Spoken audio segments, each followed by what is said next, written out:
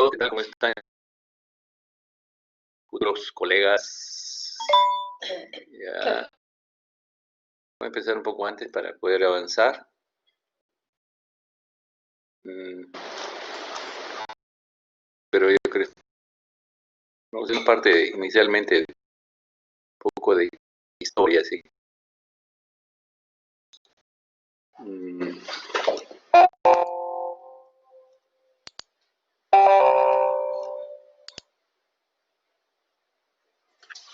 ¿Qué tal? ¿Cómo van los cursos?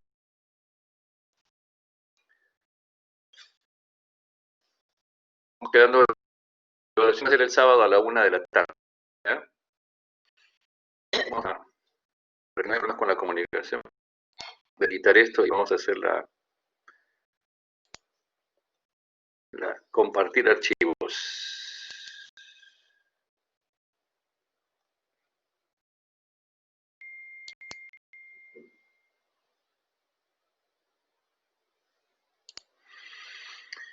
¿Lo ven bien?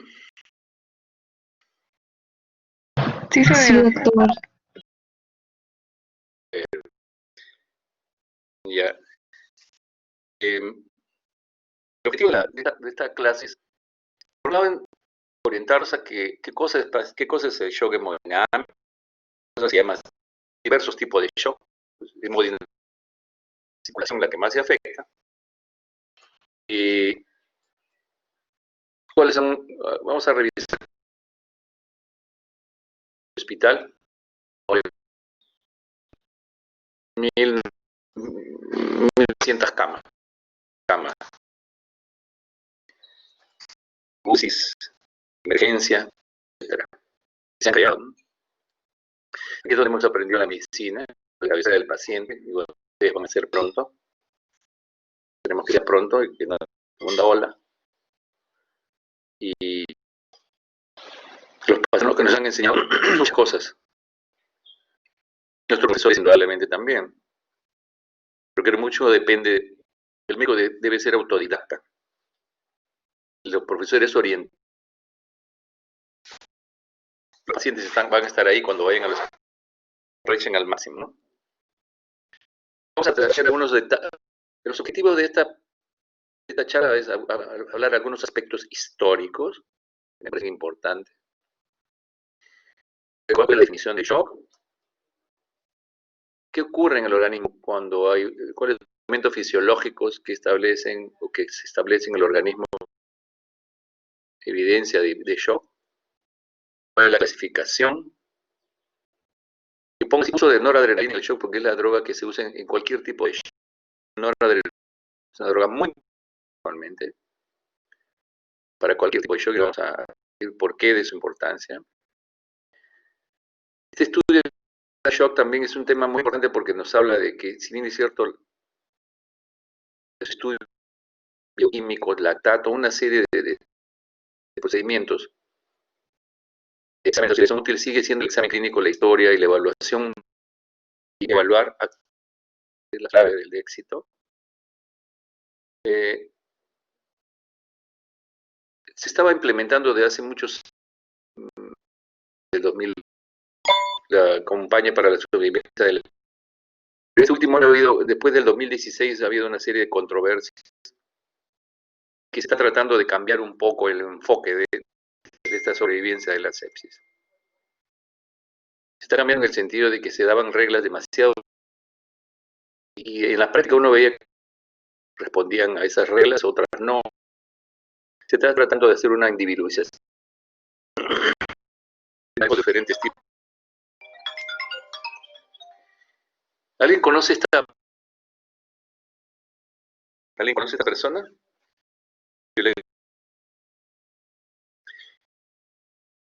Es una dama de los 4 tupus de civilización de Caral, en Barranca, acá cerquita nomás, 200 kilómetros.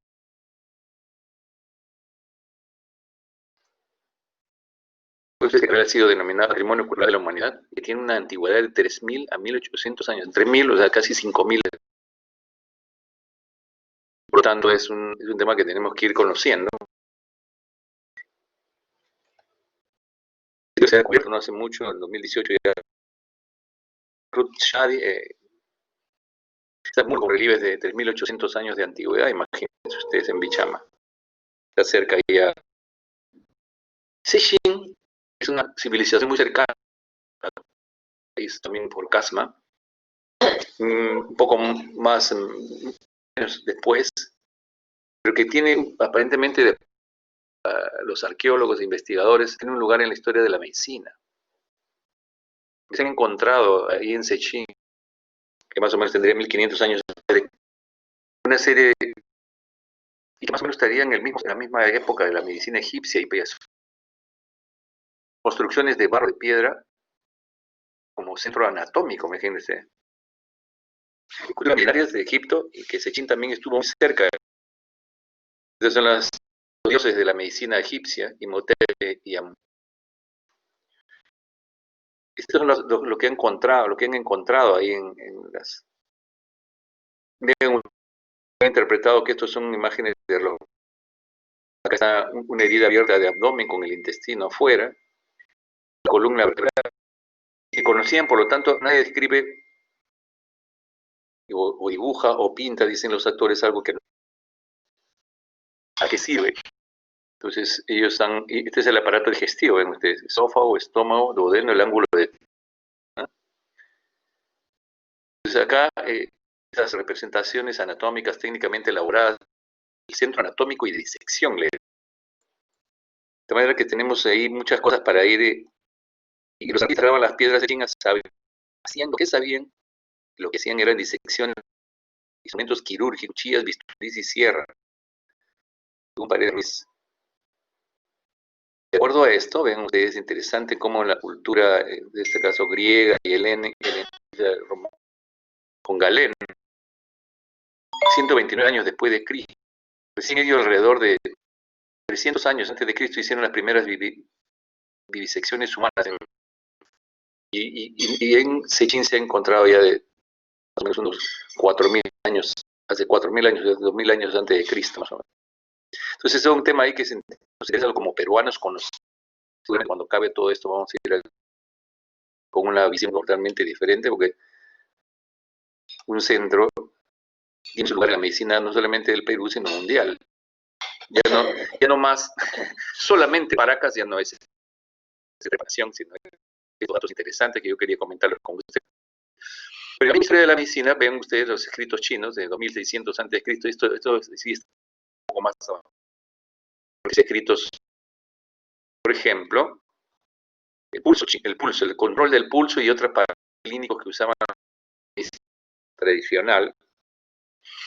Y el pulso lo definían que dice, cuando el pulso es irregular y tembloroso, se producen intervalos, entonces el pulso de la vida se desvanece. Cuando el pulso es del más pequeño, pero todavía perceptible, fino como un hilo de seda, entonces el impulso de la vida es pequeño. Y eso es muy importante porque cuando nosotros evaluemos a un paciente clínicamente, funciones vitales, el pulso no nos puede dar una idea de cómo está la presión arterial. El pulso es una idea si está estable, inestable, la intensidad del pulso, las características. Leíamos ese tema tan interesante que la historia de la medicina. La media proximal, generalmente uno acostumbra a tomar el pulso. Pongan, presionen, y si es fácilmente depresible, si no se deprime fácilmente, de 120 a 80. Ustedes presionan fuerte y sigue latiendo, ese tiene más de 100. Pero los chinos sabían definir muy bien y escribieron 20, 24 tipos de pulsos. Hay una línea de tiempo también que en la parte cardiovascular, donde Herófilos describe el pulso y lo mide. Un reloj de Galeno, del pulso, del diagnóstico y pronóstico de acuerdo al. Es un reverendo, trabajó mucho en la presión venosa con la respiración. William Harvey fue el que describió, como ustedes saben muy bien, la fisiología cardíaca. Stephen Halles nuevamente recibió el volumen sanguíneo en la regulación de la presión arterial. De otro lado, creó este sistema de timógrafo para poder hacer gráficas del pulso y de las funciones respiratorias. Creo Bernard especialmente habló del medio interno, cómo este flujo llegaba a nivel de la microcirculación y se mantenía un equilibrio del estado de los electrolitos especialmente, ¿no? Una personalidad que jugó un rol importante fue este profesor John Collins. Hay todo un hospital donde él tiene un monumento. Hay muchas personalidades allá. Y que está muy cerca al hospital, al Massachusetts General Hospital. Y este profesor de cirugía hizo muchas contribuciones sobre muchos de los conceptos, y es importante que usted lo sepa. Se relacionaba al shock hipovolémico, porque la mayor parte de estudios se hacían en la guerra, en pérdidas de hipovolemias, entonces todos los conceptos de shock, se hablaba de shock hipovolémico. Ustedes van a encontrar a veces revisiones muy antiguas donde no se habla de esta clasificación que ustedes van a escuchar ahora y que la conocen, sino que los conceptos han ido cambiando a través de los años, y este profesor Collins Warren hablaba que el shock era una pausa momentánea en el auto de la muerte. Entrando ya al tema que nos corresponde, es una parte histórica que es interesante conocer. No se olviden de conocer Caral. Entonces, ¿qué cosa es shock? No hay una definición. Una falla del sistema circulatorio, de mantener una perfusión tisular. Sabemos también que una falla en el aporte de oxígeno puede haber un deterioro en la función mitocondrial. Se habla que hay un fracaso en la respiración. Como vamos a ver ahora, eso es un tema muy importante. O también se define como un aporte de oxígeno insuficiente para satisfacer la demanda metabólica de la célula. Son muy importantes para hacer el diagnóstico de shock. Siempre y cuando se acompañe de síntomas. Estoy seguro de los 70 o 90 que son ustedes en este momento, a 15% normalmente, las condiciones normales tienen entre 85 a 90. Y si hace, a veces baja un poco la temperatura. Entonces, es importante cuánto es la presión arterial en nuestros pacientes previamente, para si está en shock o no, y lo más importante, cuál es la meta que me voy a trazar cuando hago el diagnóstico. A veces consideramos que 120, 80 o media de 65, 70, que es a 15% de pacientes que tienen tendencia a la hipotensión,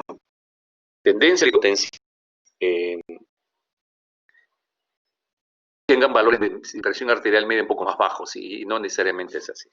Entonces, estos criterios, presión arterial sistólica es un criterio muy importante. Todo paciente que tiene menos de presión menos de 90 de sistólica, taquicardia, oradicardia, taquipnea, signo de evidencia de perfusión, pueden estar en shock. Solamente hipotensión no me dice nada. Decimos taquicardia porque es la respuesta del sistema nervioso simpático, pero hay un grupo de pacientes que tienen trastorno de conducción y hacen bradicardia severas, y a veces síncope y pueden hacer shock cardiogénico. En el caso de como mecanismo compensatorio de el shock para mejorar la oxigenación, para el estado ácido-base, de hiperventilar, se va a la acidosis, se corrige el cierto grado de acidosis que puede haber. Es siendo muy importante. Y le pongo ahí como signo de enfermedad crítica clave. Todos los cursos que hacemos para intensivistas, inclusive, no intensivos, siempre enseñamos la taquipnea, la frecuencia respiratoria. Es debemos medir la frecuencia. Una frecuencia respiratoria anormal, 25, 28, nos debe hacer sospechar que algo no está bien y tenemos que observar al paciente, aun cuando eso puede estar estable. Realmente uno podría pensar que es ansiedad, pero a veces es mucho más serio. Y por eso la taquipnea es un parámetro. Cuando hay una taquipnea asociada a otras manifestaciones, nos preocupamos de 12 horas, 24 horas, y definimos si hay algo crítico. La evidencia de hipopresión tisular aporte de oxígeno no llega bien a los tejidos, se establece con un llenado capilar mayor de 2 segundos, con una oliguria menos de 0,5 mililitros por hora. Ese es un concepto muy importante. No se llama a veces nefrología, pero ellos también los nefrólogos ya se han puesto, se han actualizado hace varios años y ellos también participan de este concepto. Ya no podemos hablar de 500 mililitros de diuresis para hablar de oligú, que 1500 es lo normal. Generalmente se habla de que tiene menos de 0,5 mililitros por kilo por hora. De acuerdo a su peso, es oliguria. Por alguien que tiene 60 kilos, puede tener 0,5 mililitros por kilo, o sea, 30 mililitros. Y en 24, en este caso 30 mililitros, pues es lo mínimo que debe tener ese paciente. Si tiene menos de 30 mililitros, 25, 20, con la idea de un deterioro mayor de la función. Si tenemos un paciente de 60 kilos, tiene una diuresis de 30 mililitros por hora, en 24 horas va a tener 720, que para ese paciente ya está olígurico. No es el volumen, es este parámetro que se ha considerado en los últimos años importante para la prevención de la falla renal. Indudablemente el compromiso sensorio, que puede ser desde desorientación, ¿no? Entonces, esos parámetros claves, no solamente de estar hipotenso, porque si ya está hipotenso, está muy tardía. Puede haber algunos de estos parámetros y tenemos que entender que los pacientes se deterioran progresivamente. Puede ser que no haya 90 sistólica, pero está taquicárdico, taquipneico, con signo de hipoperfusión y la presión está normal. Eso ya nos habla de que es un problema de hipoperfusión deteriorada. Pero puede entender un poco mejor lo que vamos a para adelante. Tenemos que entender lo que es el transporte de oxígeno y lo que es el consumo de oxígeno. El organismo establece un contenido arterial de oxígeno.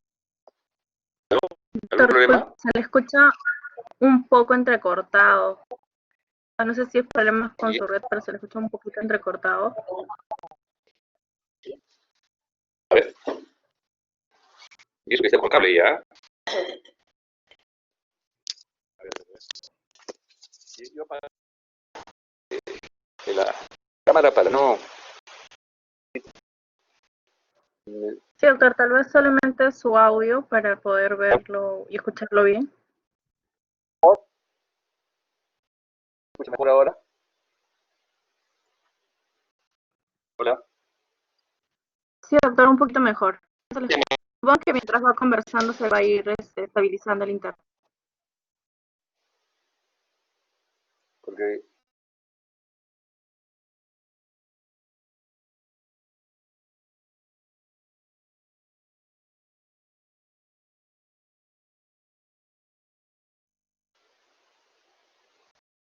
tienes razón.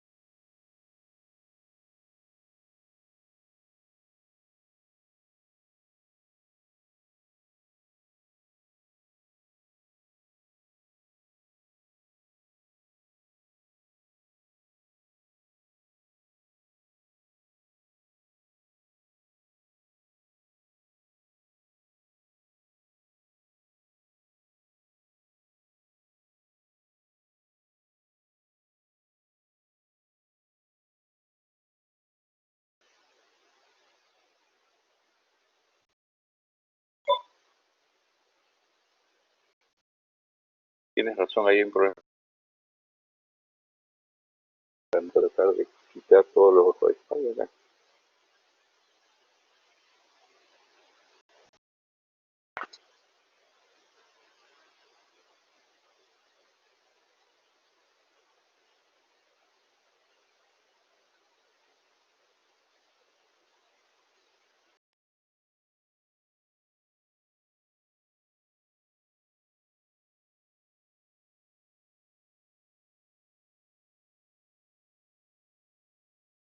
Me parece que ya se está estabilizando. Tal vez no con video, solo con el audio para poder escuchar su presentación bien.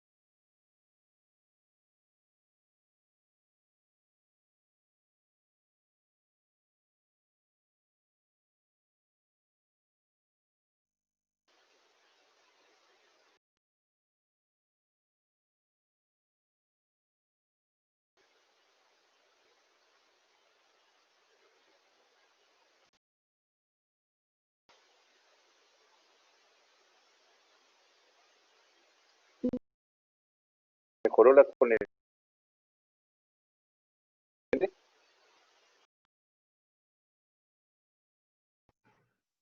Sí, doctor, yo creo que sí, solamente prenda tu micrófono y ya video, no, para evitar que haya entrecortes.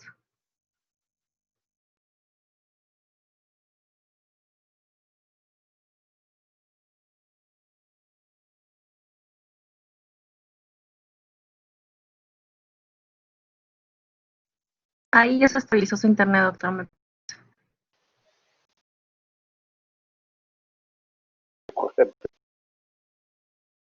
Muy bien.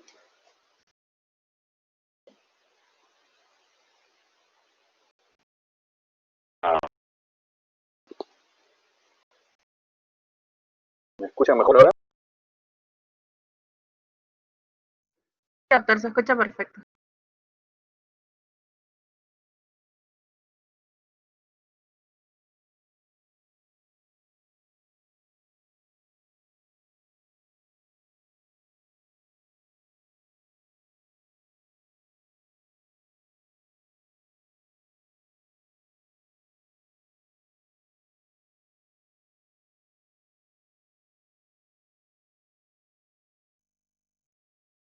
¿Ve la imagen?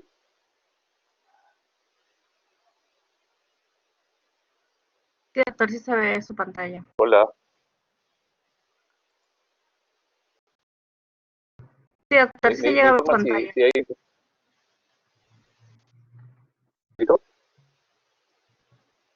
Sí, sí se ve, doctor, no se preocupe. Ya. ¿Sigue entrecortado o no? Ya no, doctor.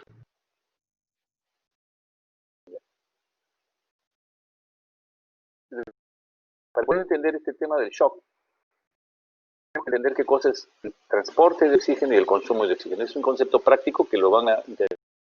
Al final de cuentas, cuando manejamos un paciente crítico, en el curso lo estamos manejando todos los días para evaluar integralmente al paciente.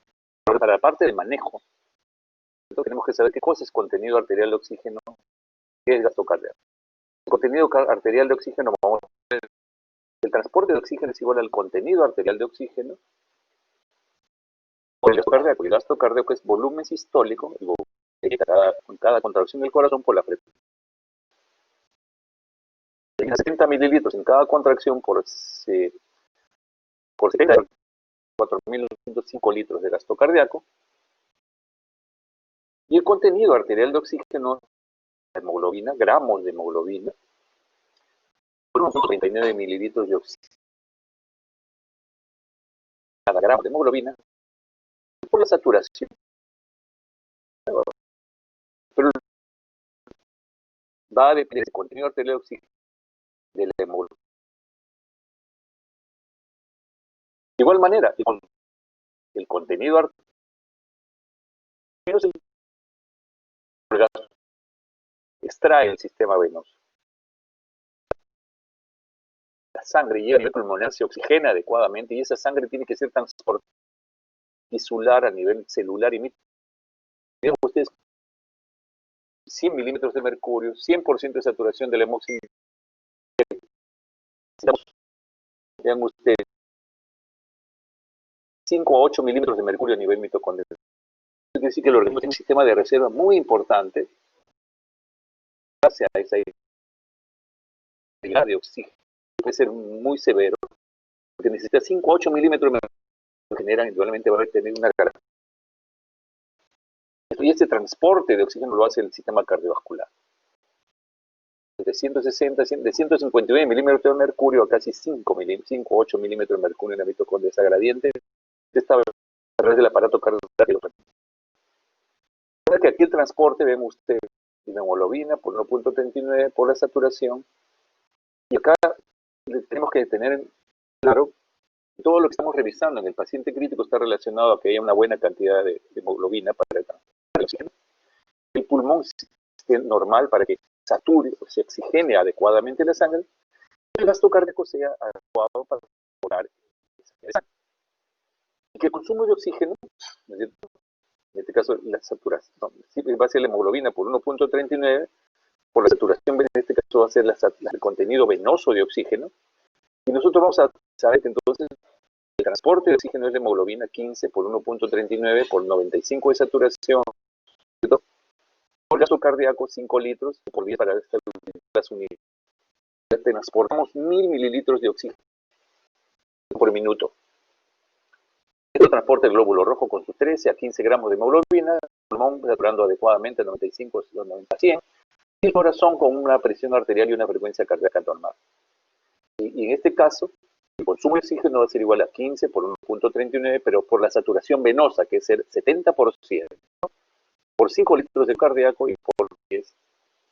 Y esto nos va a dar 250 mililitros de oxígeno extrae el sistema venoso para poder llevar la sangre a nivel pulmonar, que es oxígeno. Eso quiere decir que nosotros realmente dividimos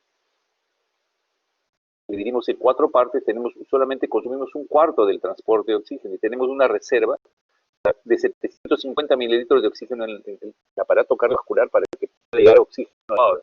Y eso está estrictamente regulado el aparato, el sistema nervioso central, el aparato cardiovascular, en el caso de deporte, esfuerzos físicos, alguna enfermedad, mejor el transporte de oxígeno con una reserva, como ustedes pueden ver, 3-1, 4-1.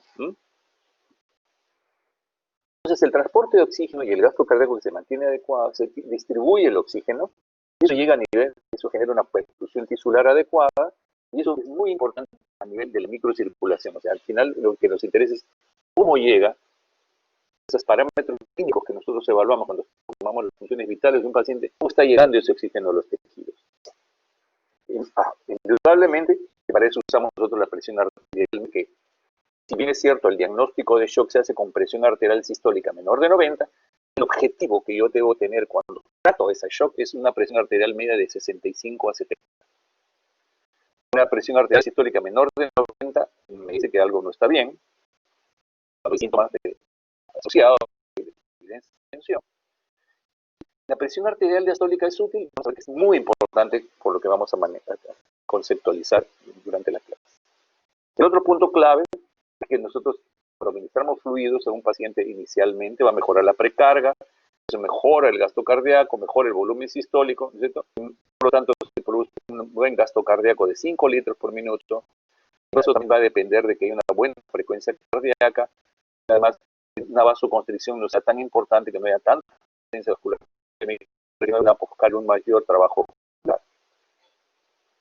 Ese oxígeno unido a la hemoglobina, ¿no es cierto?, llega a los tejidos, y al llegar a los tejidos, consume, ingresa a la mitocondria 5 o 8 milímetros de mercurio para hacer generación de ATPs. Realmente, el transporte de oxígeno es con la finalidad de generar ATPs, para que este ATP sirva para la síntesis de carbohidratos, proteínas y lípidos que son necesarias para todas las funciones que en este caso la economía necesita. Un concepto muy importante que a veces no le hemos dado importancia en un punto de vista fisiológico, ¿cuál es la función del sistema venoso? Hemos considerado que el sistema venoso es algo así como un tema de reserva, que pasa por ahí la sangre y el sistema arterial es el más importante.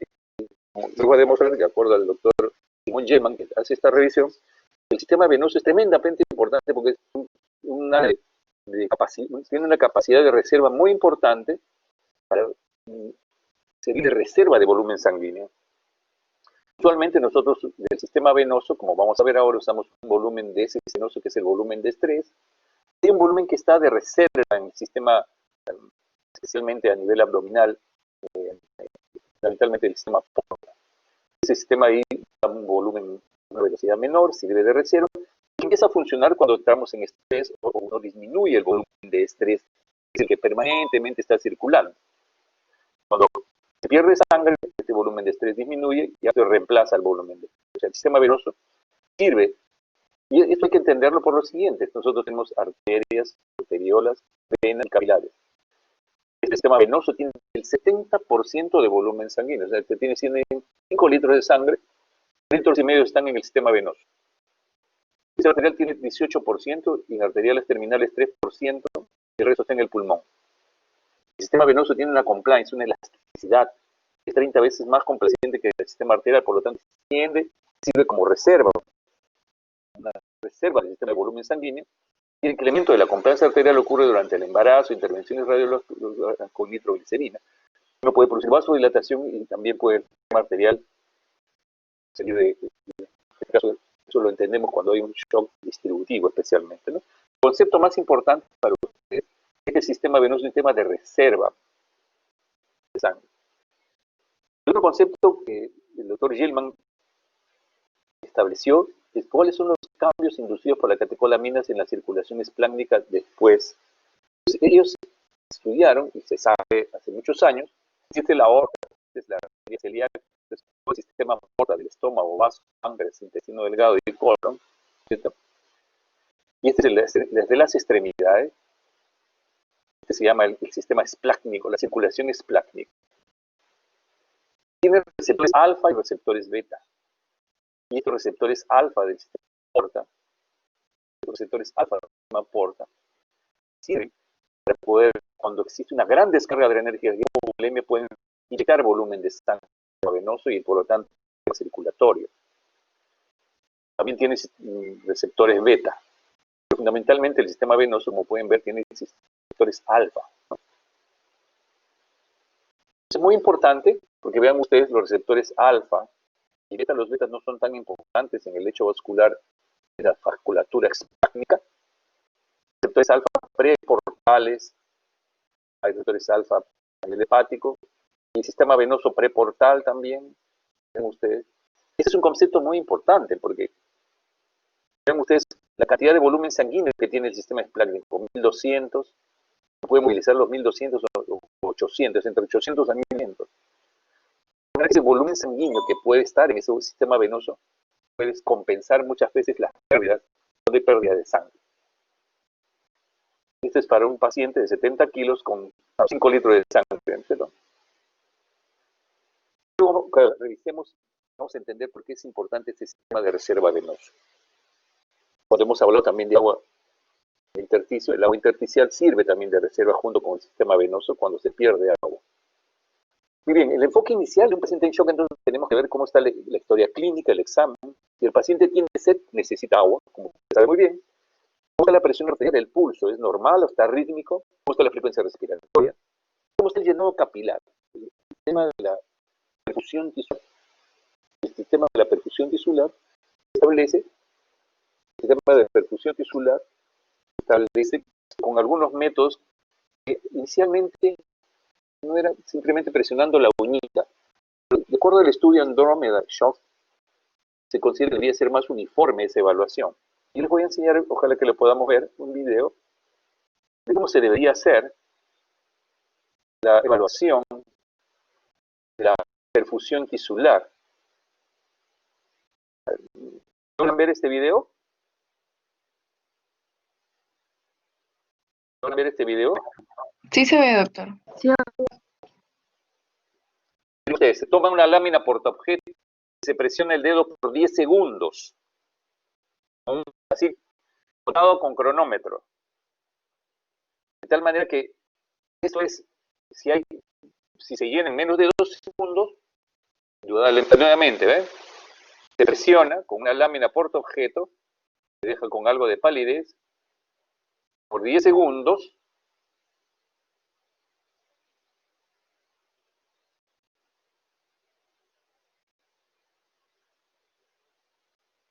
y se libera. Y ese es el llenado capilar que deberíamos hacer nosotros, ¿no? Deberíamos hacer nosotros para poder evaluar adecuadamente a ese paciente. Durante 10 segundos hasta que quede pálida controlada con cronómetro. El otro tema es la diuresis previa. ¿Cuánto está orinando el paciente? De repente tenemos una idea, entonces todo paciente que está en shock, eso debe checar para poder valorar la diuresis. El síntoma neurológico, como está despierto, lúcido, orientado en tiempo, espacio y personas, son datos muy importantes para poder valorar. Y el otro que siempre lo asociamos a la infección es la fiebre. Sabemos nosotros que también hay un porcentaje de pacientes que está hipotérmico, eso puede ser el signo de un cuadro infeccioso. Entonces, la hipotermia o la fiebre son datos claves de un paciente que está inestable hemodinámicamente. Esta clasificación de shock apareció en 1972, el doctor Mark Harry Whale, tuve la oportunidad de conocer, incluso que fuimos a San Diego, tuvimos la suerte de conocer al creador ha sido profesor de muchas personalidades después de asistir al Congreso, lo conocí ahí, pero hay muchos médicos peruanos que se formaron con él y que son personalidades que crearon las unidades de cuidado intensivo aquí en el Perú. Mascari, Weil y Shalley consideraron que la clasificación de la pena es muy importante porque eso les da una idea de dónde está el problema primario. Hipovolémico, cardiogénico, obstructivo. Cuando hablamos de shock cardiogénico, nos estamos refiriendo fundamentalmente a un problema de masa muscular, o sea, un paciente con infarto de miocardio que hace shock. Un paciente que tiene una miocardiopatía severa, que inicialmente hace insuficiencia cardíaca y después llega al shock cardiogénico que necesita trasplante cardíaco de repente. El shock cardiogénico estamos hablando de un infarto fundamentalmente que podemos corregir. El paciente puede tener una frecuencia cardíaca de 150 por una taquicardia supraventricular, una arritmia ventricular y generar shock, o shock cardiogénico. De igual manera, el hipovolémico puede ser hemorrágico o hemorrágico, sangrado hemorrágico, pérdida de fluido, agua, vómitos, diarrea, poliuria, incluso de diuresis. Y cuando hablamos de shock distributivo, estamos hablando de 4 tipos de shock. El shock séptico, que da sepsis, el shock por insuficiencia suprarrenal, que da hipotensión shock, corticosteroides, shock neurogénico. Es muy importante porque los pacientes que hacen sección medular, un paciente que tiene trauma cerebral, se ve el sistema nervioso central, el aparato, el sistema nervioso vegetativo, el sistema simpático, y desde que se produce vasoplegia, especialmente cuando hay trauma medular o una anestesia respiratoria. El shock anafiláctico, que usualmente uno conoce como una vasodilatación por reacción adversa a medicamentos, vasodilatación, disminución de resistencia, shock. Y el otro es el shock obstructivo. Este es una obstrucción al flujo de sangre, una embolia pulmonar masiva, un trombo que obstruye una de las ramas de la arteria pulmonar, un taponamiento cardíaco líquido que obstruye el llenado y la salida de sangre porque se llena rápidamente, lentamente, pero a un volumen excesivo, el pericardio o de líquido, y neumotoras a tensión, que desplaza el mediastino. Al desplazar el mediastino ocluye el sistema venoso, por lo tanto no llega el volumen sanguíneo al corazón y se produce hipotensión. La taquicardia constitutiva es algo más crónico, pero sí, embolismo pulmonar, taponamiento, neumotórax, funcionan como un shock obstructivo. En el caso de shock hemorrágico, la clave es que hay que detener el sangrado. Los pacientes van a mejorar con fluidos, pero la clave es empezó a sangrar. Hemorragia digestiva, endoscopia y tratamiento. Una lesión vascular, ligadura y ruptura del vaso vascular. Entonces, esta clasificación de shock hemorrágico, de acuerdo a la clasificación de la Advanced Trauma Life Support de la Sociedad de Trauma Americana, es una clasificación que usamos todos, ustedes seguramente ya la conocen. Esta clasificación tipo 1, de C4, lo han visto en el curso. La más importante de esta clasificación es que encontramos que perdiendo 750 la presión casi está normal, lo único que aumenta un poco la amplitud de pulso. Por consiguiente también la diferencia entre sistólica y diastólica.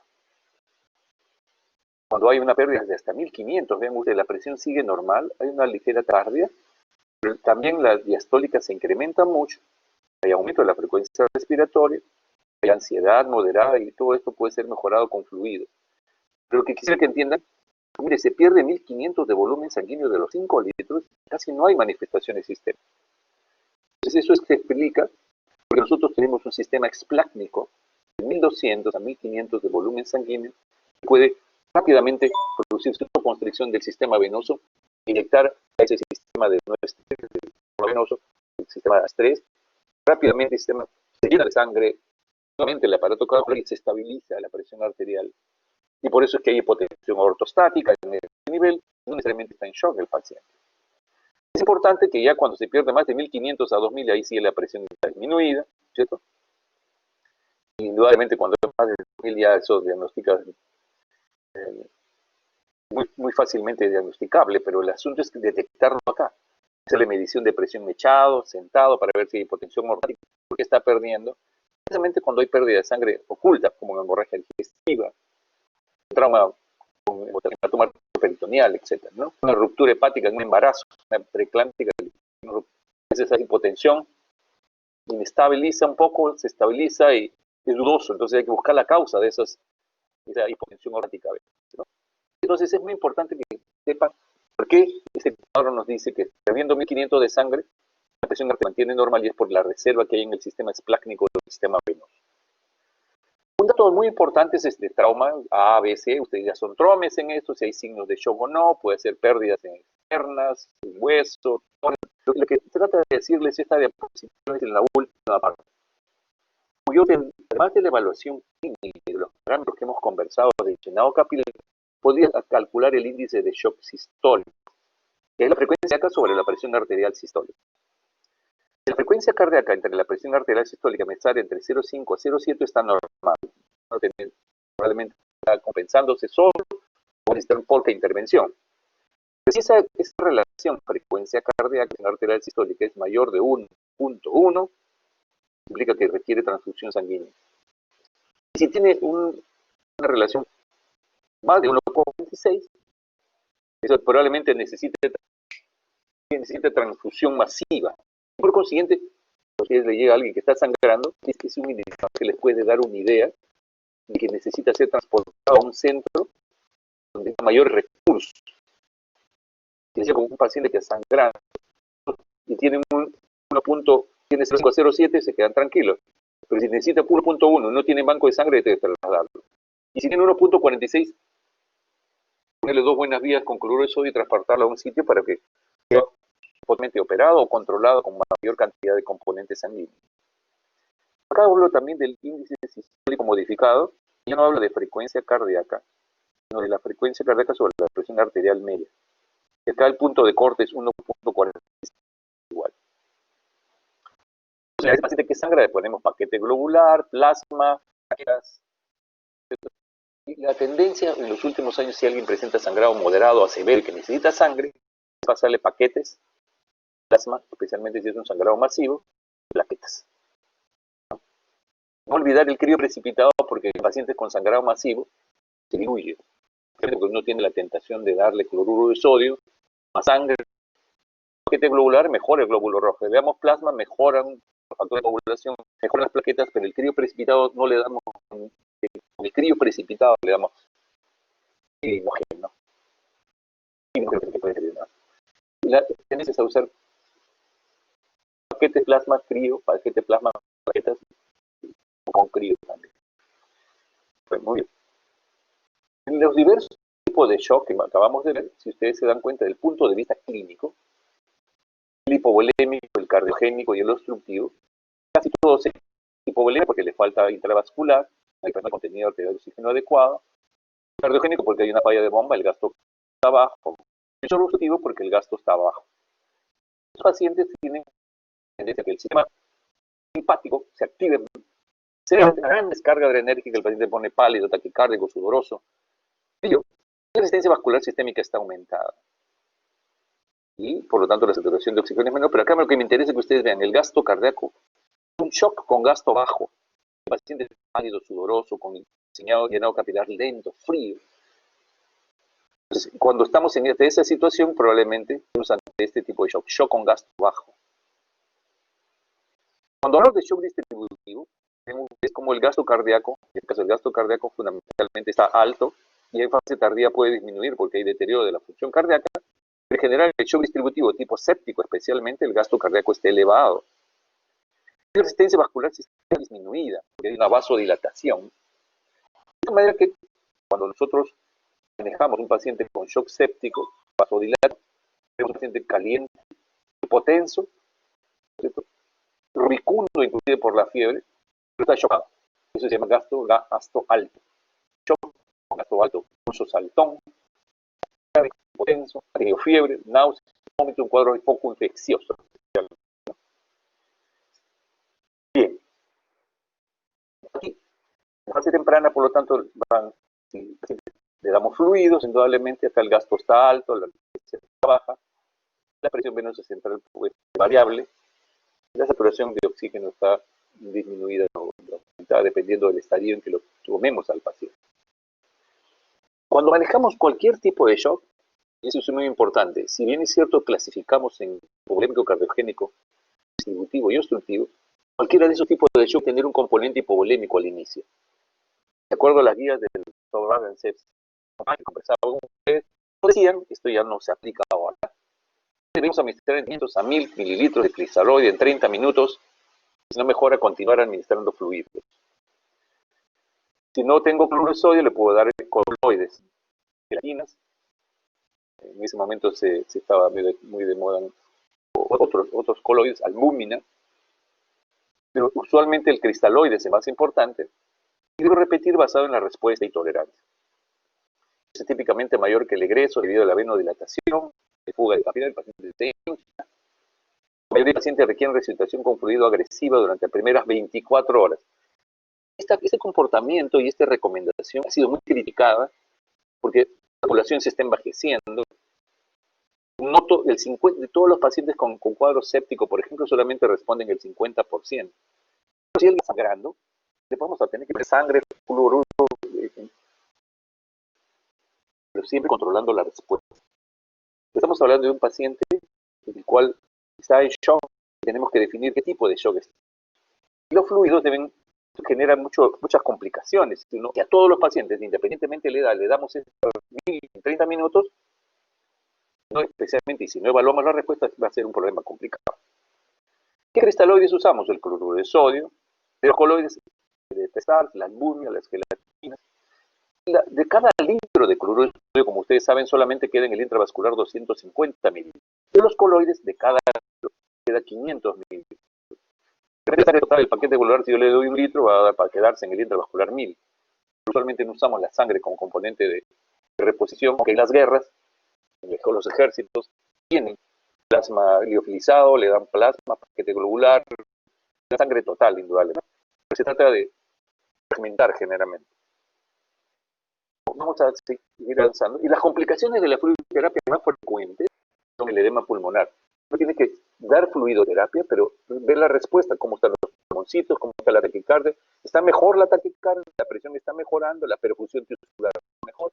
Los crepitantes empiezan a aparecer, la saturación de oxígeno en el dedito empieza a deteriorarse. No está en 99 como el ingreso, de repente 98, está mucho menor.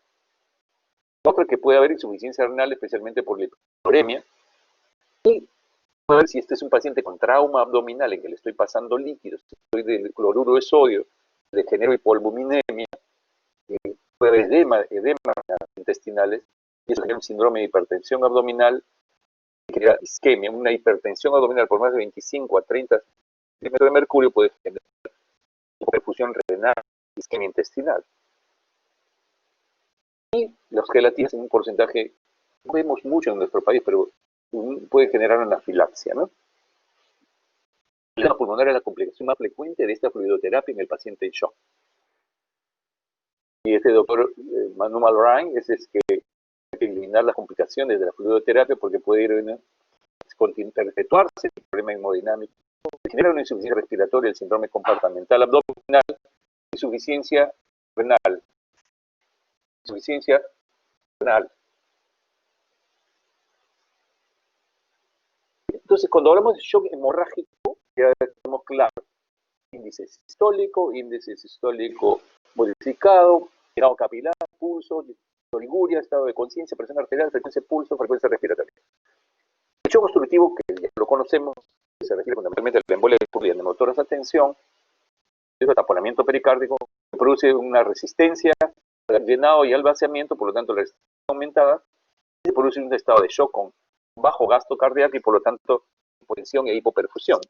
Este shock obstructivo asociado a la tromboembolia pulmonar que se origina en las extremidades y yo tendré que hacer un Doppler cuando yo sospecho una embolia pulmonar, para ver si lo anticoagulo o no. Esto es una embolia pulmonar que se forma en trombos a nivel de los vasos y se dispara por el sistema venoso. Muchas veces el infarto pulmonar es muy pequeño, pero puede ir al paro cardíaco, al shock. Es muy importante que requiere trombolisis inmediatamente. Los trombos se puede presentar en el pulmón, ¿cierto? El taponamiento pericárdico está ahí con gasto bajo, indudablemente, pero está ingurgitado, igual que la embolia pulmonar, puede estar con ingurgitación yugular. Es un paciente que ha tenido cáncer, que ha sido cobaltoterapia, tiene neoplasia, un paciente con insuficiencia renal crónica terminal que hace hemopericardia, puede tener un tratamiento, un trauma traumatizado del trauma torácico, contusión miocárdica y hemopericardia a nivel del pericardio, necesita ser drenado, y ustedes ya han leído también que se realiza un drenaje pericardio con el borde izquierdo, en este caso el borde izquierdo, ¿no? El espacio externo costal, perdón. En el caso de shock cardiogénico, estamos hablando fundamentalmente de pacientes que hacen infarto de miocardio. Infarto de miocardio, ya lo saben ustedes, una angioplastía, una trombolisis, si no puedo, el paciente tiene un infarto de miocardio y no tengo posibilidad de hacer un cateterismo cardíaco y un stent, tener que trombolizarlo y luego trasladarlo para que sea evaluado. Si tengo posibilidad de hacer un cateterismo cardíaco y con angioplastía y stent, es la opción más importante para solucionar el shock de este paciente. Le pondremos noradrenalina si está en shock. Como generalmente vienen estables con taquicardia, dolor torácico, manejamos con gaseosos, doble negativa de reacción plaquetaria y angioplastía rápidamente dentro de la media hora, una hora. Simplemente tiene todas las características, pero el gasto está bajo, el shock cardiogénico, ¿cierto? La miocarditis en estos grupos de pacientes que, especialmente ahora que tenemos COVID, no solamente favorece el desarrollo de infarto, sino también miocarditis viral, miocarditis COVID. Sabemos que hay virus que producen miocarditis. En el caso de shock séptico, que el problema fundamentalmente es la endorfina, el lipopolisacárido genera una respuesta inflamatoria y una respuesta de liberación de citoquinas. Puede ser E. coli, estafilococo. Los criterios de decir sepsis, ¿cierto? Shock séptico, ya nos hablamos de sepsis severa, genera inestabilidad hemorrágica, lesión endotelial, activación de la coagulación, y lesión, vean ustedes cómo se lesiona. Se habla que la sepsis es un fenómeno inflamatorio, trombótico y antifibrinoso, ¿no? Cuando hablamos de shock séptico, aquí quizás me gustaría, lo voy a poner en lista de pie. Tenemos un paciente de 70 años, con enfermedad coronaria, taquicárdico, signo de shock séptico, que no responde a la administración de fluidos. Es muy importante ver la presión arterial sistólica y diastólica, y esta es la clave del Andrómeda Shock, que el último año, el año pasado se publicó y que está generando una tremenda controversia, pero que me parece muy importante que lo aprendan porque así lo van a poder manejar mejor los pacientes con shock vasovagal. Como ustedes, este paciente tiene esta presión arterial 92-55, una diferencia de 36, diferencia de entre sístole y diastólica, una media de 67. Pero acá ven ustedes la diferencia, la diastólica es mucho más baja.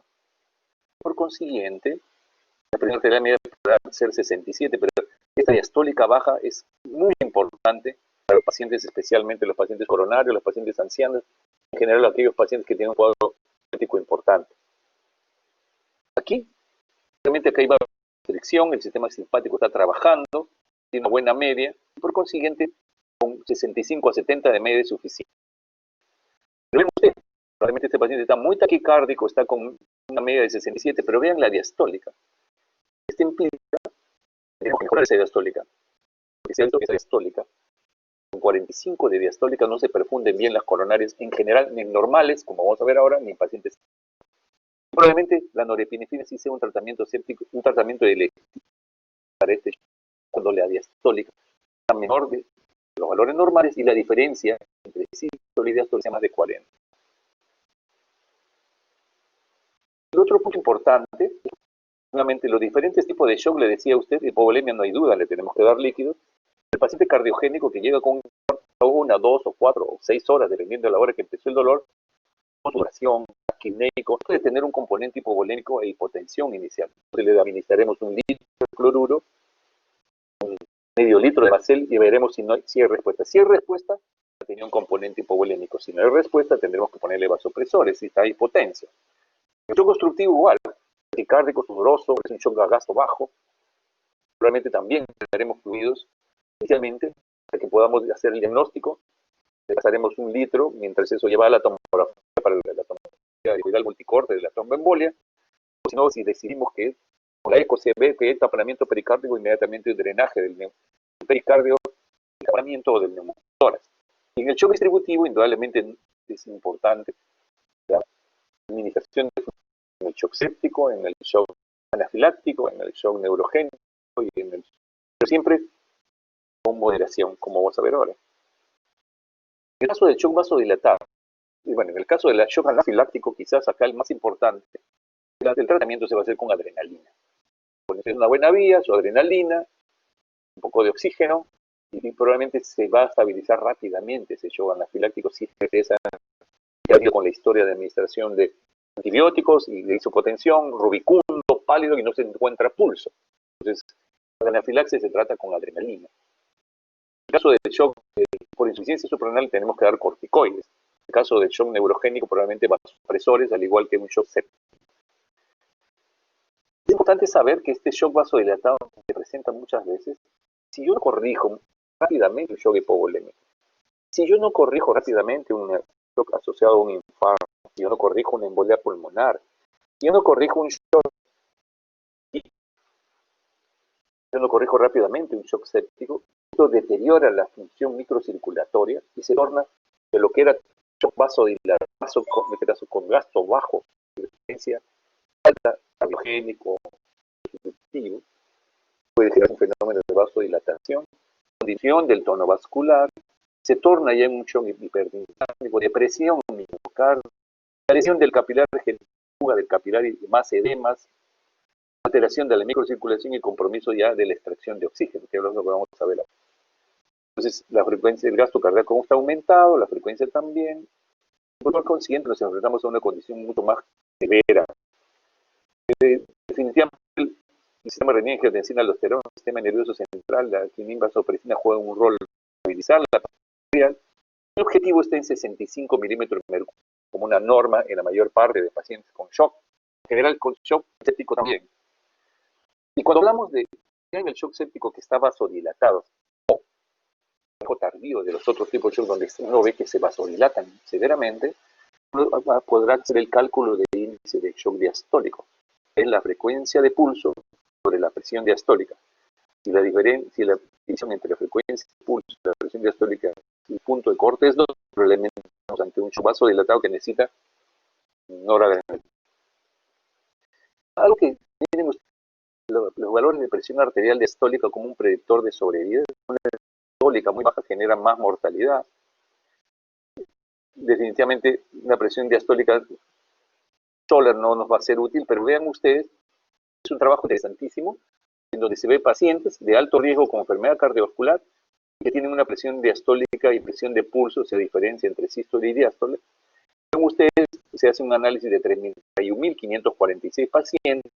Lo que se ve en este grupo de pacientes es que la presión sistólica está entre 120 y 140, el riesgo de que el paciente se complique es mucho menor. Si es menos de 120 se complica más, si es más de 140 se complica más. Pero que quiero que vean la diastólica. Si la presión diastólica está entre 70 y 80, pacientes menos de 70 se complica más. Más de 80 de diastólico igual perfusión orgánica reducida. Y esto de presión diastólica entre 70 y 80 pacientes no infectados, sino en pacientes con riesgo, es porque esta es la presión diastólica óptima para que se perfundan las coronarias. En el caso anterior, pues mostré yo esta tablita del paciente diastólica de 45. Este es deleterio para las coronarias. Entonces, entrar a un paciente en shock con diastólica muy baja, enfrentarse a esta situación, tener diastólica menor de 70 y por lo tanto se va a complicar y no vamos a tener pacientes con shock séptico, con isquemia coronaria, con disfunción ventricular más severa y por lo tanto la diastólica es mejor control que la diástole y que el coronario. El shock de la norepinefrina, no solamente en el shock séptico, en el shock séptico, cuando hay criterios de hipoperfusión que no mejoran con fluidos, el índice de shock diastólico que acabamos de conversar, vean ustedes este interesante, este es el famoso estudio de Andrómeda, en donde se estudian dos grupos de población. En este estudio, las dos poblaciones. Un grupo, ellos, 337 pacientes con shock séptico, ellos tenían que llegaron a juntar 424 pacientes, otro grupo. Acá nosotros podemos ver un grupo, este es otro grupo, que al final sumaban 61 pacientes. Pero lo importante que quiero que vean es cómo es una cohorte preliminar, y este es el grupo de pacientes con Andrómeda Shock. Lo que quisiera que vean es cómo vean ustedes este grupo de pacientes en shock. Vean ustedes cómo la frecuencia cardíaca, cómo sube la frecuencia cardíaca en el paciente con shock, cómo la presión arterial diastólica cae. El índice de shock diastólico va a aumentar entonces. Vean ustedes el ajuste, el riesgo de muerte. Conforme sube la frecuencia cardíaca y baja la diastólica y sube el índice de shock diastólico, cómo se incrementa la mortalidad, porque este es el riesgo de muerte. En ambos grupos de pacientes se vio que había taquicardia y descenso de la presión arterial diastólica, como el índice de shock diastólico, que es la presión arterial, ¿no es cierto?, la frecuencia cardíaca sobre la presión diastólica. Vean ustedes cómo se incrementó el índice de shock diastólico. Se incrementa la mortalidad. Ven ustedes acá también, ¿no es cierto?, cómo cuando se inician vasopresores, tempranamente, vean ustedes cómo gris, la frecuencia cardíaca, la presión arterial diastólica se mantiene, y la presión arterial diastólica se va incrementando en lugar de subir, la frecuencia cardíaca se mantiene, como el índice de shock diastólico va bajando, 3, 2, y ellos consideran que un punto de corte, ¿no?, el índice de shock diastólico es 2. El índice de shock diastólico es 2.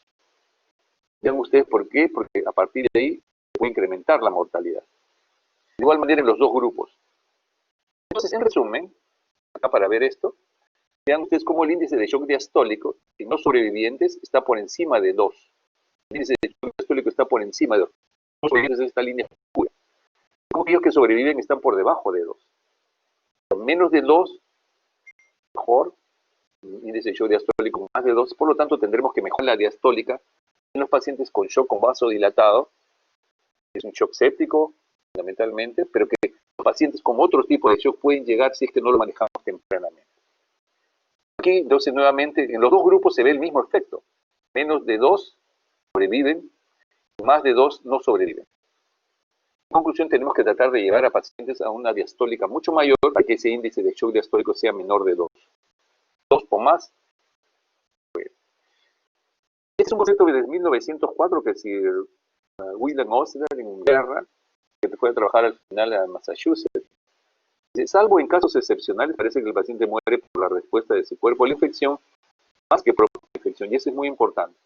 Cuando usted maneja cualquier tipo de shock y tiene que hablar con el familiar, dice, bueno, si parece que es un shock hipovolémico, vamos a manejarlo, hay que estabilizarlo, pero no vamos a esperar 24 o 48 horas para ver si hay reacción. Igual, en el shock obstructivo igual, y en el séptico ni se diga. A pesar de que ustedes pueden dar un tratamiento adecuado antibiótico, fluidoterapia adecuada, la mortalidad de ese paciente va a ir de su reserva funcional. Ustedes van a tener que conocer el fumador, si tienen buena función pulmonar, si hace actividad física, si es hipercolítico, si es infartado, si es hipertenso crónico, si es insuficiencia renal. Entonces, cuando existe, ven en estos pacientes con COVID, factor de riesgo, infección viral de COVID. La sepsis igual, pero todavía no sabemos, probablemente en los siguientes 5 a 7 años ya va a salir un perfil inmunológico de qué receptores tenemos cada uno de nosotros, y de repente un 20% de ustedes es sensible a cocos positivos, otro 20% a gran negativos, otro por ciento a virus, y hay un 20% que de repente es sensible a todo. Un pequeño porcentaje resistente, como los pollos al BK. Entonces, la sepsis de infección que lesiona el pulmón, da distel respiratorio, coagulación mental diseminada, entonces tenemos que, estos pacientes están inmovilizados, protegerlos con valina profiláctica, que es lo que se da en los pacientes críticos, porque están inmovilizados para disminuir el riesgo de trombosis. Si hay insuficiencia respiratoria, se le intubará, se le dará ventilación mecánica, especialmente si están respiratorios, y la tendencia es a ser más conservador en eso. El examen clínico, un activador, pero no un sustituto de la evaluación hemodinámica. El error que cometemos a veces Es que hacemos el diagnóstico, pasa el litro de cloruro y nos vamos. ¿Ya? Y se le vasopresores y nos vamos.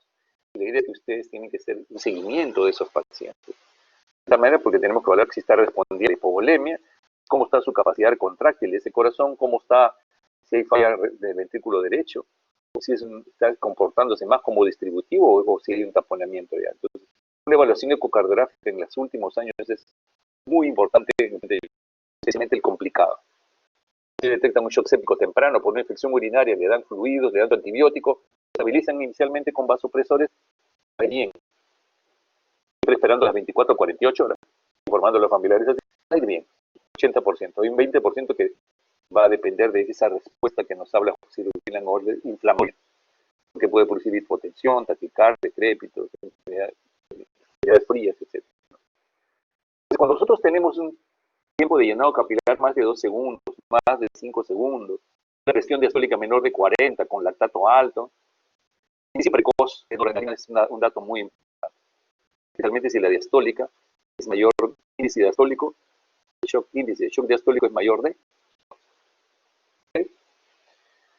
Y cuando tenemos esta situación, hipotensión a predominio sistólico y con una diastólica, probablemente una presión de pulso menor de 40, acá iniciamos norepinefrina, entonces acá tendremos que evaluar dónde está el problema, por qué no responde a fluidos. Entonces, un ecocardiograma verá si hay depresión miocárdica, si hay sufrimiento de ventrículo izquierdo, de repente necesita más líquido. La ecocardiografía ha pasado a ser un arma de primer orden en la evaluación de shock. Entonces, es un concepto muy importante para ustedes. Entonces, fluidos, noradrenalina, fluidos, noradrenalina, si es que el paciente tiene efecto vasodilatado, córtico, y el shock renal. No solamente corticoides, sino ven ustedes, hidrocortisona 100 cada 8, 80 cada 8, 140, 100 cada 8 le damos. En los últimos años se ha planteado eso se llama el de la sepsis, que está en discusión. Pero todavía no se ha hay un trabajo muy interesante que no sé si lo he puesto acá, pero donde le dan los tres vitamina C y corticoides y la mortalidad de 40 baja a 8%. Es todo un tema controversial ahorita en medicina, pero que es interesante que ustedes lo sepan. Existe el cóctel de la sepsis para vitamina C, hidrocortisona, la C 1.5 gramos en 94 días y vitamina B1, tiamina 200 miligramos cada 12 horas. Vean ustedes, este es el estudio justamente del doctor Paul Marik, Virginia Hospital. Vean ustedes, tratamiento convencional, tratamiento con el de la sepsis y el control. Le van masculinos, ventilación mecánica, vasopresores, calcitonina, sofa, más o menos igual, Apache, igual, Apache. Miren, la mortalidad 29-41, en el tratamiento la mortalidad fue 8%. Entonces, ven ustedes, en general, nosotros vamos a tener el manejo del shock, una presión arterial media de más de 65. El tema 70-80 sería en los pacientes coronarios e hipertensos especialmente. Un índice de shock menor de 2, índice de shock sistólico, índice de shock diastólico menor de 2, índice sistólico menor de 1, índice cardíaco mayor, ojalá que podamos medir el gasto cardíaco con la eco. Hemoglobina entre 7 a 9. El paciente tiene sangrado y de repente hay que ponerle sangre. Si el paciente no ha sangrado y está entre 7 a 9 hemoglobina es suficiente. Las transfusiones generan problemas de inmunosupresión y trastornos en la microcirculación. Entre 7 a 9 es suficiente. Vamos a ver que sea coronario. Ahí subimos a 10. Saturación arterial 92, la saturación venosa 75, le ponemos oxígeno, si necesita ventilación mecánica también. Hay que disminuir el lactato, mantener un flujo urinario más de 0,5 mililitros, fluidos, vasopresores, si no mejora, depende de algo de furosemida. Si no, diálisis si fuera necesario. Mejorar la función renal, hepática, revertir la encefalopatía, controlar si hay hipoglicemia y poner. Estos son los valores. Tenemos un shock hipovolémico, buscar la causa, reemplazar la sangre, cristaloides, coloides, algún sistema polvovinémico, globular si es que ha sangrado, hemorragia digestiva, un endoscopio, sangrado que no se define bien, una arteriografía, un drama renal, una trombosis, que tengas una lesión a nivel abdominal. Entonces quiere saber si hay un vaso sangrante, tomografía, y una cirugía de emergencia en trauma se puede controlar. En el caso de shock cardiogénico, en un infarto de ventrículo izquierdo, indudablemente. Si el paciente es hipotenso, noradrenalina. Si sigue hipotenso, balón de contrapulsación, radiografía, revascularización si es necesaria, angioplastía y stent, y si con eso no mejora, tiene que ser una cirugía de urgencia. En infarto de ventrículo derecho, los fluidos y los inotrópicos son muy importantes. Infarto de ventrículo derecho responde a fluidos. Por eso hay que hacer una ecocardiografía.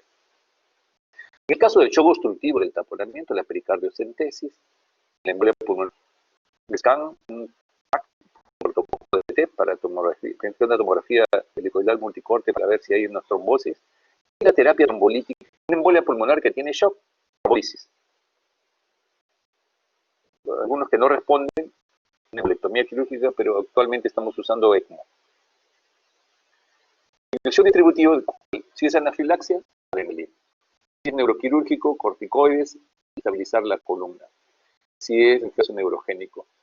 Si es anafiláctico, adrenalina. Si es séptico, ya hemos conversado. Fluidos adecuados, deben dar antibiótico en la primera hora, una emergencia, porque se ha visto que el tratamiento antibiótico es como el infarto, la trombolisis y el infarto. Si ustedes no corrigen eso en una hora, pierde el paciente. Si ustedes no le dan trombolisis a un paciente con ACV isquémico, se pierde. En el shock séptico, o sea, cuando ustedes tienen un shock séptico, así como hacen la orden para que pasen el inmediatamente, traigan la paquete global, tienen pruebas cruzadas al que se traen inmediatamente el antibiótico. Necesita ahorita, se supone un E. coli, del antibiótico que ustedes cefalosporinas, si creen que es una infección nosocomial, imitenen, etcétera, pero lo que necesiten. Puede ser ceftriaxona para una infección extrahospitalaria. Pero en la primera hora, noradrenalina, si no mejora, vasopresina se puede agregar. Los objetivos que acabamos de conversar. Esta última parte es simplemente como reflexión para que vean cómo se está avanzando. A veces tomamos la presión, el pulso, y el paciente no va bien. La macrohemodinamia está muy bien, pero siempre con tendencia a la oliguria, el llenado capilar no es adecuado. Entonces es un tema que está interesante actualmente, es ver cómo está bien es cierto, la macrocirculación está bien, cómo está la microcirculación a nivel de los capilares. Y esto, pero ojalá que podamos ver este video.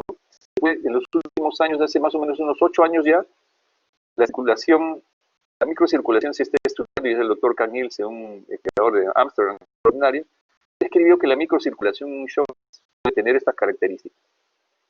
Puede tener estas características, y ven ustedes cuando el shock séptico es severo, a nivel de la microcirculación sublingual, miren cómo está la microcirculación. Y puede tener otro comportamiento también. El sistema venoso, fluye un poco mejor, pero ven ustedes cómo hay trastornos en la microcirculación, las capilares, la circulación extracorpórea, vean cómo está. Un estancamiento continuo, este es otro comportamiento, y los han encontrado estos patrones en estudio todavía, para conseguir que el celanemia. Ven ustedes, puede haber infarto, puede haber compromiso neurológico con el paciente, shock distributivo, sepsis hiperdinámico. Vean ustedes, aparentemente los vasos grandes, los vasos están circulando, pero miren, ven ustedes los microcapilares, están lentos. Actualmente se está estudiando este tema de la microcirculación. Ven ustedes sepsis hiperdinámico, ¿no? ¿Cierto? Este es un tema que se está estudiando actualmente. Y vean ustedes la perfusión tisular. No debe llegar a un paciente de esas condiciones. Mal pronóstico. Si está solamente en la rodilla, buen pronóstico. Si excede la rodilla, problemas. Si excede la mitad del músculo, moderado a severo la mortalidad. Si está como este paciente, probablemente la mortalidad es muy alta. Estudiaron bien ustedes la gran cantidad de capilares, alta densidad, baja densidad, y eso está buscando si hay alguna relación. Entonces, uno administra fluidos, evalúa rápidamente si el paciente está respondiendo o no a los fluidos, pulso, presión, llenado capilar, mejor si puedo medir el gasto cardíaco. Transfusión sanguínea igual.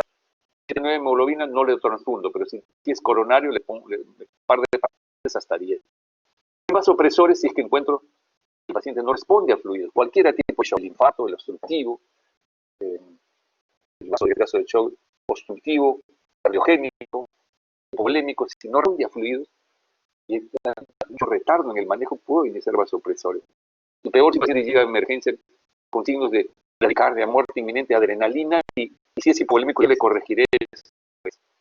El inotrópico solamente sirve para cuando un paciente tenga insuficiencia cardíaca. Primero mejoro la presión arterial y si tiene presión miocárdica le voy a agregar DOBU, pero usualmente primero vasopresores. La dobutamina sirve para el shock. Se asocia para los vasopresores, noradrenalina, dopamina. La dobutamina se asocia, nunca se utiliza en el shock cardíaco. Solamente en insuficiencia cardíaca. Con disfunción ventricular, primero doy vasopresores, lo estabilizo y le podría agregar dobutamina. Lo baso de la investigación en la microcirculación para la crisis hipertensiva más bien, ¿no? Pero han encontrado que en algún grupo de pacientes se puede beneficiar. Provocar vasodilatación, profilaxia o con anticoagulantes, la heparina profiláctica. Una unidad de enoxaparina por kilo de peso cada 24 horas. Y nuevamente, a ver, no sé si acá, no, yo creo que sí.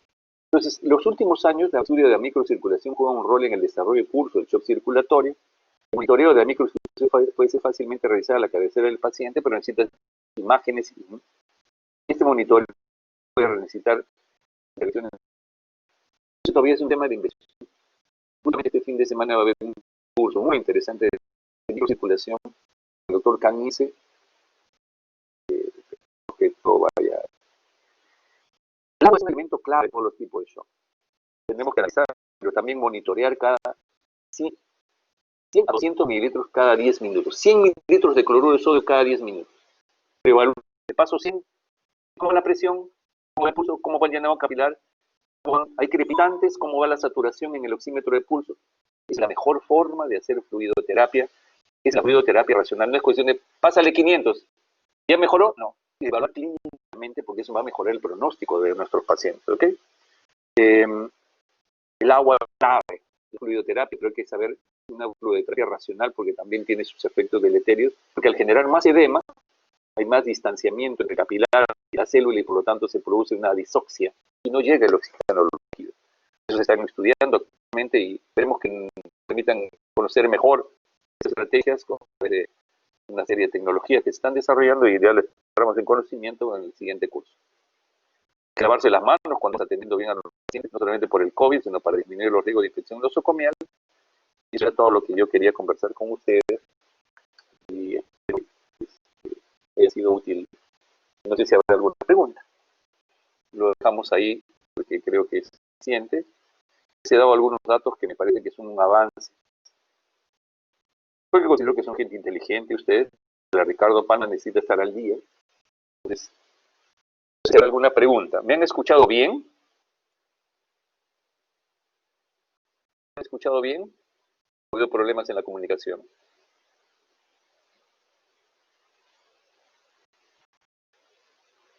Sí, se escuchó un poco entrecortado, doctor, pero Yo lo he escuchado. está bien. Sí, sí, todo claro, Yurisa. Ya. Bueno, ojalá, pues imagínate. Como, creo que han faltado como 10, ¿ah? Ya, han faltado 10, es 90 ustedes.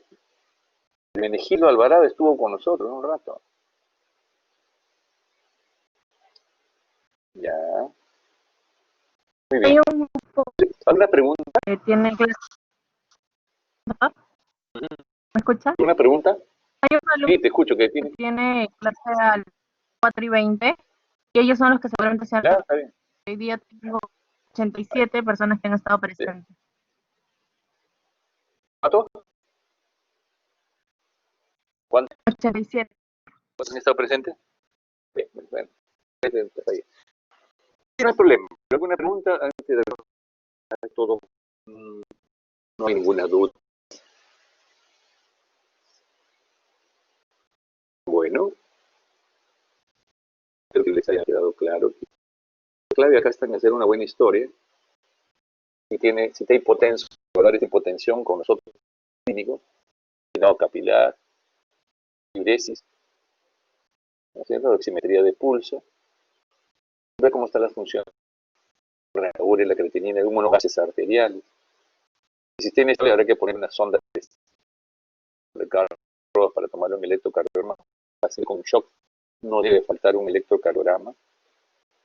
Entonces, esa es parte clave del plan de trabajo, ¿no? Un EKG, gases arteriales, tomarle cultivo, si es un shock séptico, tomarle hemocultivo. En el caso de se le consulta cardio inmediatamente con EKG y enzimas cardíacas. Y dependiendo del tipo, entonces es un manejo general que hemos dado, pero me importante. Obviamente los que estamos decididos que salgan con ideas más o menos claras de lo que deben hacer cuando enfrenten el internado, ¿no? Muy bien, siempre con ustedes, no hay preguntas, eso me preocupa, no entendí nada a todo.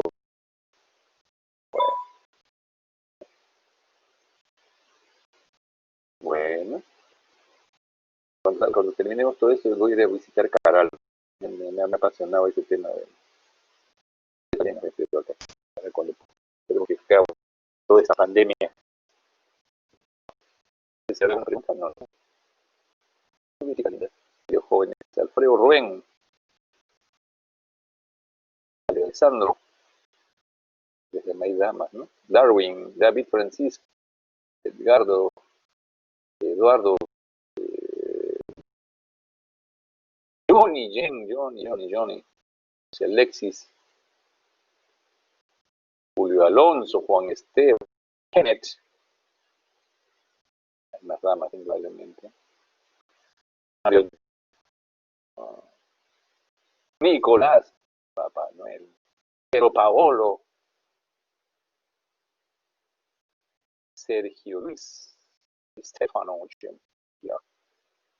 William, muy bien, muy chicos.